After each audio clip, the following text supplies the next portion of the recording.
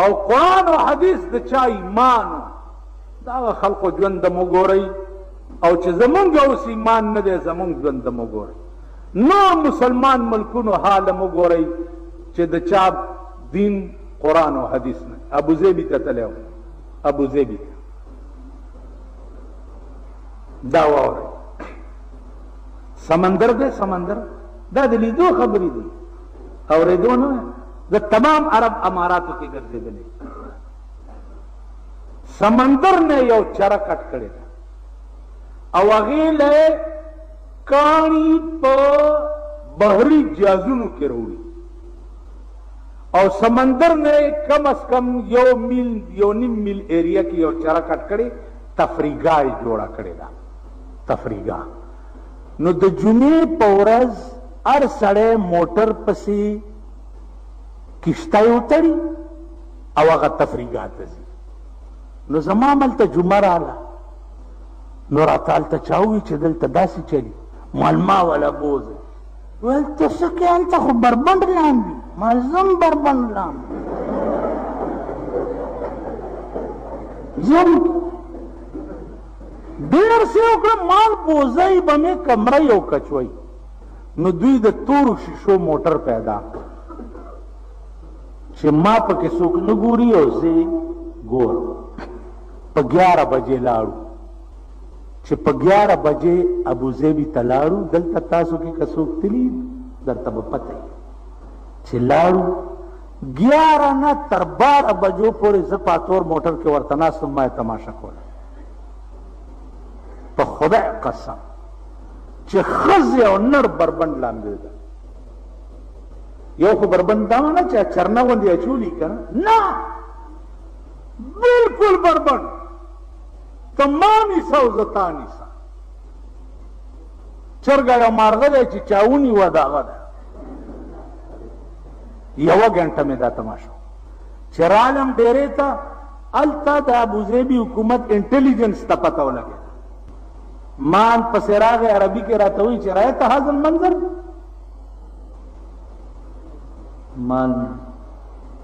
من المنظر ویل هنا تفریقا ما رأيت ما تقول لا تتكلم هذه الألفاظ في التقرير بالليل. تا خبره بیګانه د شپې په تقریر کې نه چې دلته دا چل کی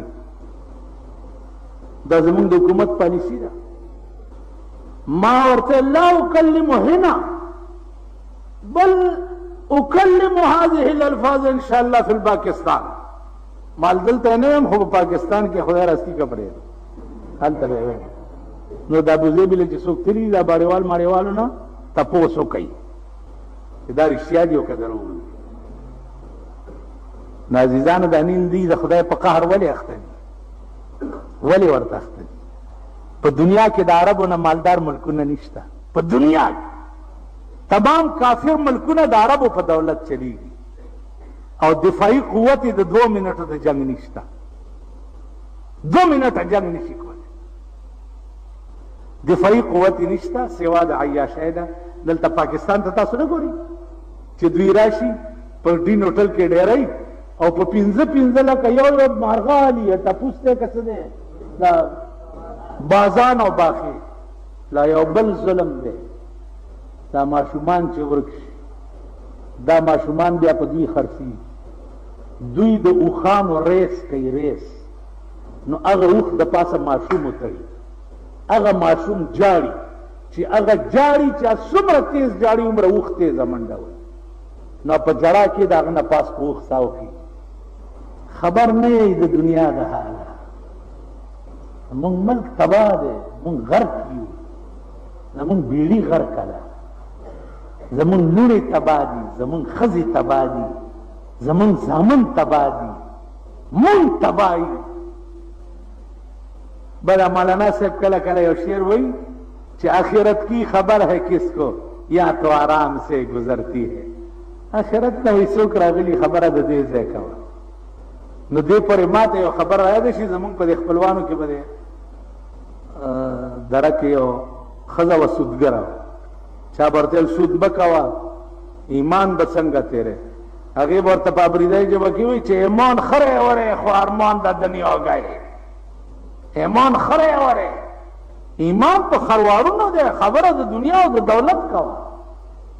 نازیزانو زمون قبرونه د مارانو او د لړمانو تدور دا دا اورېدو درته بیان وایم مولانا احمد علی لاہوری رحمت اللہ علیہ یو خبر وکړه جو لاہوریو میں تمہاری قبر آگ کی تندورے دیکھتا ہوں مولانا شمس الحق افغانی جو اللہ تعالیٰ غریق رحمت کی اگر حضرت مجھے یہ یقین نہیں ہے کہ آپ کیسے یہ دیکھتے ہیں اگر حضرت آپ میرے ساتھ جائیں افغانی سے قرآن منگتا خوڑو چپٹ ٹانگا کی کینا سود لاہور ادیرے تے بود ویل زما پا دے مخ لاسو والو چپ مخ رات لاسو والو چی ادیرے تمیو کا تو دا ہر قبر نہ دا اور لمبے راوت دا ہر قبر نہ بیا رات پا مخ لاسو والو ویل ابھی ویل مال سے بس پی دا افغانی سے بیا پا جلسہ کی ہوئے حاجی محمد امین سے پا اجتماع دلتا دا سیول کوارٹرنو پا جماعت کی مولانا عبدالمعبود صاحب 163 سال عمر کی اس پا سن 86 کی وفات 86-85 کی وفات آخو تاسو هم لیدلی وجه مولانا عبدالمعبود صاحب دلتا شپه وکړه د سیول کوارټر دا وخت زه ورغلم ورته ویل مالجي داسې چل دی چې تاسو ته خو د قبرونو دا کشف هم کېږي او ما ته یو خبر وښایه یو مړی راته وښایه په دې قبر ویل راځه چې راپاڅېدم نو ما ته وایي چې مړی خو درته ښیم خو دا سترګې داسې پټې کړې وو داسې او داسې ویل دې علاقه کې دې ادیرو کې داسې مړی نشته چې ته وګورې اوړه دې خوشحال شي دا ټول ویل په قبرونو کې ناست دي او غوښې ته غوسېږي لګیا دي که وګورې نو ټول عمر به روټۍ خوند درنه کړي داسې ویرېدم چې په یو منډه کې کور ته ورسېدم سهار چې ورته رالم ما ته بېګا ولې وتښتېد راځه بیا درته ښیم مال نه جزې نه مو عزیزانو دا همغه چاته پته لګي چې څوک ور نو دې وجې نه قرآن سره ربط پیدا کړئ تعلق پیدا کړئ قرآن د زندګۍ معمول جوړ کړئ قرآن زده کړئ او مین په خدای شئ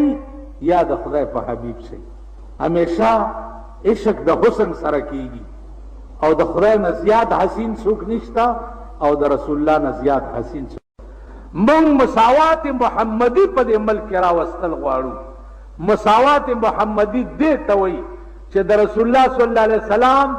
د خوراک هغه تالی چې د لرګي جوړ دومره لویو چې څلورو کسو به اوچتولو دا دومره لوی ځکه جوړ کړی چې زمونږ نه غلامان او مریونه چېرته د روټۍ نه جدا پاتې نشي چې ټول په یو تالي ناست دي هغه ورځ مې مالت کې تقریر وکړو مالت کې خو اوسېږئ مازیګر کې روان کړي صاحب اچا اچار دی مربع ده بلبلی دي که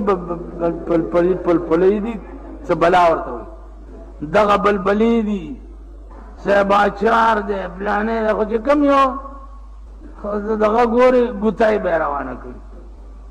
دی خو وګورئ دا تپوس مم چرته کړی دی چې دا ما دا چارو ګوتای راوړې ده یا دا بلبلې مې دي که څه بلا دي دا مې راوړي دي یا مې پیکوړې راوړي دي هسې نه چې زما د مالت کې څوک بیکوړو چېرته روژه ماته نه کړي شیخ صاحب دا سوچ هم کړی دا فکر درغلی دا خو وایم په پنجاب کې زه ناست یم د پیرانو په مجلس کې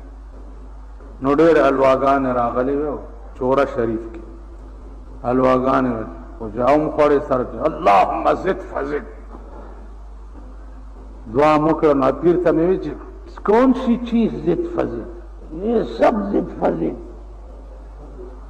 یہ کھانے پینے کی چیزیں جو ہیں یہ اللہ کی نعمتیں سب زد فزد دام سوچ کرے چیسے نا چھ څوک بے پیشبنی پاتی نشي دا درد خدا جنگ بدر غازیانو ته چې یو قجوره په 2 کسه نیمه کړې وه او روژه یې پې نیولې. دا درد خو جناب محمد رسول الله صلی الله علیه وسلم ته و چې په غزوه خندق کې صحابه د لوږې په خېټې پورې کاڼي تړلي او حضور علیه السلام په خېټې پورې 2 کاڼي تړلي. نو صحابه وویل چې یا رسول الله وګوره کمیس اوچت کو چې مونږ د لوږې خېټې پورې کاڼي تړلي دي، نو هغه کمیس اوچت کو چې الله بندګانو ما ته وګورئ ما تاسو نه زیات وګیا ما 2 کاڼي خېټې پورې تړلي. دا درد خو هغه ته نو عزیزانو تش تسبیح تش منځونه او اتر متر په ځان مګلي داسې ځان غوړ غوړ کړی او جمعه ته راغی دا بعضې لا مسلم په اوږه راچولي او داسې راوړي دغه ده جومات کې ور واچي په دې نه کېږي. ړه به د بل په بیال ړه دل به دستا ورد کے حج اکبر است 100,000 کعبه یک دل بہتر. د یو سړي زړه دی د الله د پاره خوشحال کو د 100,000 حجونو نه دا زیات ثواب د یو سړي. بله ورځ یو بوډۍ زمونږ دکان ته راغله ما ته روژه په څه ماته نو هغه پرېدی وه او چې د کله نه یې زه ګورم نو هغه مزدوري کوي. زوی دی یو هغه خوار شوی لیونی جهله چې داسې چې ته یو اتانو پیکاوړې میکاوړې واخلو نو ډسپرین ګولی غوښت نو ما والا 200 روپۍ ورکړ. مال چې تر څو دا روژی نو د 10 روپو پیکاوړې او دا تلیدلي الوګان وغیره الاو وړو مړو د څه بندوبست کې نو یو سړی یاد کړه نیک سړی دی ویل هغه راته چیني اوړه چای دار څه اخیستی دي مال دې باندې 10 یاره په ایمان درته وایم چې دا لوپټه داسې کوزه کړه او د اسمان ته وکته زما دې د خدای په ذات قسمی چې ما هغه وخت کې دا محسوس کړ چې دا ټوله دنیا یو طرف ته او د دې دا آه بل طرف دا ټوله دنیا یو طرف ته او د دې دا آه بل طرف. دغه وجه ده چې حدیث کې راځي چې تاسو د غریب د آه نه ځان بچ ساتئ د غریب د آه نه ځکه چې د غریب او د خدای په منځ کې هیڅ پرده نه هیڅ حجاب نه د غریب ړه دی چې ودردولو د هغې او د خدای په منځ کې هیڅ پرده نه او د غریب ړه دی چې خوشحال کو نو نه 100,000 حجونه او نه د یو غریب زړه د الله د پاره خوش. نو عزیزانو دا توفیق دی خدای درکړي. د مازیګر په ټیم کې د بازارونو کې که خیر دی جګړې شروع شي هلکه ها کړو ټا کړو لکه د کارغان غوندې کا کړو پښتانه دي که نه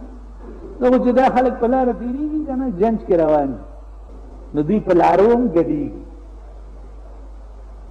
تاسو چېرته جنج کې روان دي دا خوټ کېدلي وریجې در باندې خوړلي که نه نو ټرک ته مه خېږئ نو تاسو چې ډولکۍ والا درته الله الله الله الله نو زه ملګرو ته دکان کې مې پښتانه لاړه مبارک شه ښځو ځان سره په لارۍ کې ډولکي مار کېنولې وت خدای پاک هم په تڼاکو وړي تاسو خدای حلالې کچه حلالې شئ په قصاب خانه کې د غواو میخو غوندې حلالې شئ په لارۍ کې ډولکي او دوپړی کېنولي او په لارۍ کې ورته دغه کې او ګډي